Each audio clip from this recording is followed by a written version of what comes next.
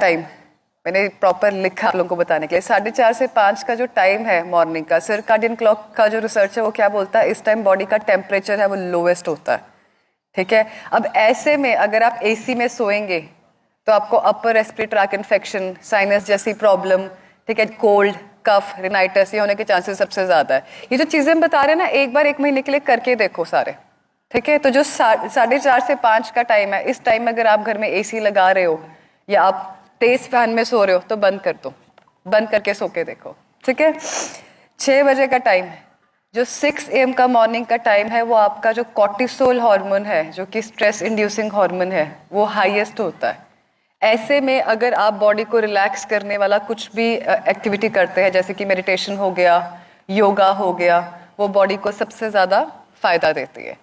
Next चलते हैं 7 से 9 बजे। 7 to 9 AM का टाइम जो है आपका जो वाइटल फोर्स है आपके स्टमक में होती है, पेट में। तो मैक्सिमम जो आपके डाइजेस्टिव जूसेस हैं वो 7 से 9 बजे के बीच में बॉडी में रिलीज होते हैं। तो 7 से 9 बजे के बीच में अगर आप दिन का पहला मील खाते हैं तो सबसे अच्छा डाइजेशन उसका होता है, सबसे ज्यादा उसका गुड आउटकम आता है।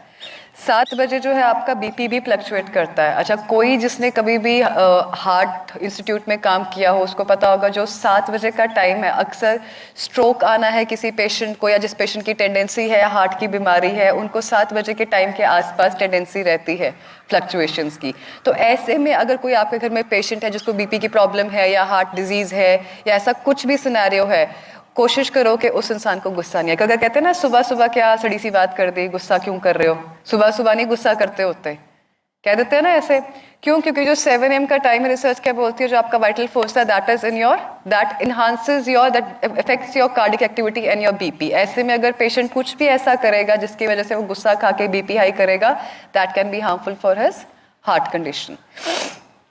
9 से 11 सर्काडियन क्लॉक क्या कहता है, आपकी बॉडी का टेस्टोस्टेरोन लेवल सबसे ज्यादा हाई है।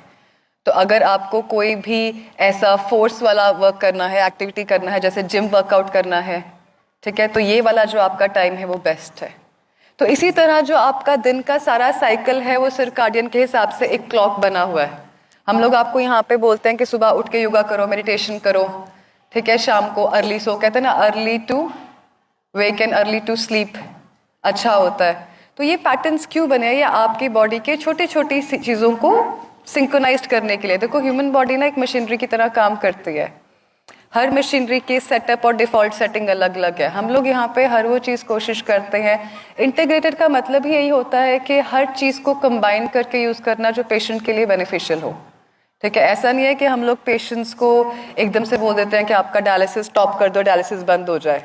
Dialysis is supportive treatment. जिस पेशेंट का ऑलरेडी डायलिसिस चल रहा है, हफ्ते में 3 बार चल रहा है या हफ्ते में 2 बार चल रहा है, उसको बड़ा क्लियर कट ये चीज अंडरस्टैंड करनी होगी कि आपकी विद टाइम फ्रीक्वेंसी कम होगी। 10 दिन में डायलिसिस बंद नहीं होगा। 10 दिन में जो है किडनी की फंक्शनिंग इंप्रूव होगी। किडनी की फंक्शनिंग इंप्रूव होगी तो धीरे धीरे जो डायलिसिस की रिक्वायरमेंट है टॉक्सिन्स को रिंस करने की, वो अपने आप ऑटोमेटिकली स्लो डाउन होती जाएगी। ठीक है जी। और इसका जो मार्कर है, आप लोग अक्सर क्रेटिनिन को लेके, यूरिया को लेके बॉदर करते हैं। ठीक है, जो आपका किडनी की फंक्शनिंग का मार्कर है वो आपका GFR होता है, जो है आपका ग्लोमेरुलर फिल्ट्रेशन रेट, कि आपकी किडनी कितना फिल्टर कर रही है। कैंसर के पेशेंट्स पे आ जाते हैं। कैंसर का पेशेंट है कोई हमारा यहाँ पे? कोई भी नहीं है। कैंसर की बीमारी कैसे होती है?